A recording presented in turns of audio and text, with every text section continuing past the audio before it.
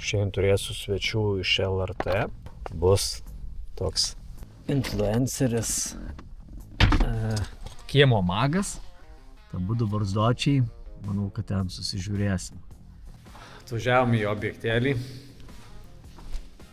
Nu, toksai biški iš tokių nepaprastesnių objektėlių, ne? Jo, laukiam mūsų filmuotojų. Bet matėjau, kad žaigerį naudoja. O tu matėjau, kad jis tai naudoja? Su kuo reikia dirbti? Su mikrodispersų gruntuoti, trikolitų glaistyti, o novą kampus ir suvesti. Dažymo procesą, o jau su vadovu galim pakalbėti apie apskritai, kokius dažus rinktis, kokiai patalpai, matiniai blizgus, ten kokia struktūra ten jų, kokios dažymo priemonės geriau naudojamos. Tai vat... Barzdočiai, Palauk, aš dar Ar tu nori į kadrą? Netelvam kadrą. Reikia white lens.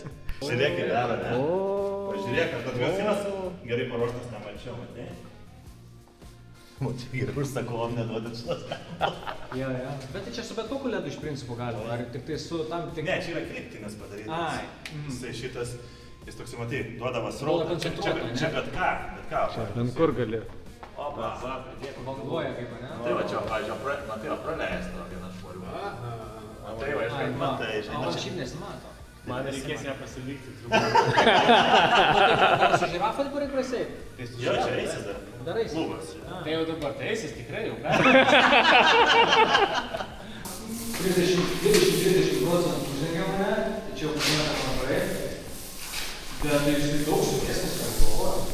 Ir aišku, turbūt reikėtų sustoti palei žemę, ne? Kaip? Stojame. Vėlgi, darėme technikos skirtingų. Kaip Donatai? Patiko? Pakartosim dar. Pakartosim dažniau. Būtinai.